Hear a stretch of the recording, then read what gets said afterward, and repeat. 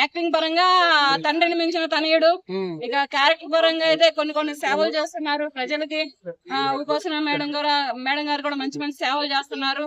ఇక యాక్షన్ పరంగా అయితే తండ్రిని మించిన తనయుడు అనే చెప్పుకోవాలి. ఎందుకంటే ఇప్పుడున్న జనరేషన్ లో అప్పుడున్న జనరేషన్ మీద ఇప్పుడున్న జనరేషన్ లో అప్పట్లో ఆయన గ్రీక్ వీరుడు అండ్ కళల రాకుమారుడు చిరంజీవి గారు.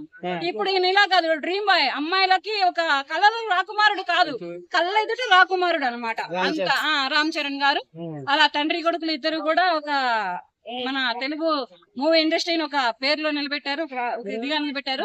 ఈసారి ఈ సినిమా ఈ పెద్ద అనే సినిమా మాత్రం మామూలుగా ఉండదు. మా గుంటూరులో అయితే పేలిపోయింది. మా గుంటూరులో పెద్ద అనే ఇంటి పేర్లే ఉన్నాయి.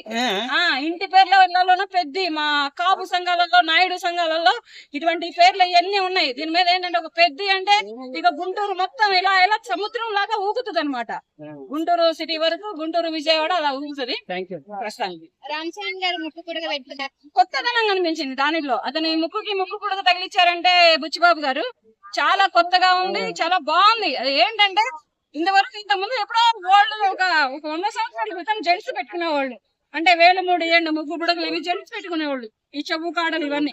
ఇప్పుడు మళ్ళీ అదే ట్రెండ్ ని అదే పాత తరాన్ని కొత్త యువతకి చూపిస్తున్నారు అనమాట. డైరెక్టర్ బుచ్చిబాబు గారే గాని హీరో రామ్ చరణ్ గారే గాని కొత్తతనాన్ని కొత్త ప్రేక్షకులకు కొత్త యువతకి పాత తరాన్ని మళ్ళీ రుచి చూపిస్తున్నారు. చాలా చాలా బాగుంది. అంటే ఫస్ట్ ఆయన చేసిన మూవీ ఉప్పినకు మించిన డబల్ గా హిట్ ఉంటుంది కదా, ఆ సినిమాను కూడా బ్రేక్ చేస్తుంది ఈ సినిమా కూడా. అంటే ఇంతటి ఒక చిరంజీవి గారి అబ్బాయి తండ్రిని మించిన నటనలో తనయుడే ఒప్పుకోవాలి. దానికి ఆయన డాన్స్ లో డైలాగ్ లో పర్ఫార్మెన్స్ లో ఒకప్పటి అమ్మాయిలకి గ్రీక్ వీరుడైతే రాకుమారుడైతే ఈయన కళ్ళెదుట ఉన్నటువంటి కళ్ళకి కనిపిస్తున్నటువంటి రాకుమారుడు అన్నమాట. తన కూతురు పుట్టిన ఫస్ట్ సినిమా కదా, ఇప్పుడు హిట్ అయ్యింది అంటారా? హిట్ అవుతుంది. ఆ అమ్మాయి పుట్టుతో గిట్టుకొచ్చింది కదా, ఆయన కూతురు పుట్టుకతోనే ఎన్నో ఏవేవో మంచి మంచి రాబడులు పట్టుకొచ్చింది. అటువంటిది తండ్రికి హిట్ ఇవ్వలేదా? తప్పకుండా ఇస్తుంది. చూద్దాం, ఎదురు చూద్దాం. మీరు ఎంత ఎదురు చూస్తున్నారు ఈ మూవీ కోసం? చాలా చాలా చాలా. ఒక్క ఫోటో ప్లీజ్ రామ్ చరణ్ గారు. ఈ సినిమా అయినా 1,00,000 కోట్లు వసూలు చేస్తుంది అంటారా? కోట్లు పక్కన పెట్టి బ్రో, ఫస్ట్ సినిమా కలెక్షన్ లో చూసుకో. అది ఏంటంటే ప్రేక్షకుల్లో ఉన్నటువంటి అభిమానుల్లో ఉన్నటువంటి ఉప్పెనను చూసుకో. నువ్వు సముద్రంలో ఎంత ఊవెత్తి ఎగసి పడుతుందో, ఎంత ఊవెత్తి ఎగసి పడతారో అది చూడండి.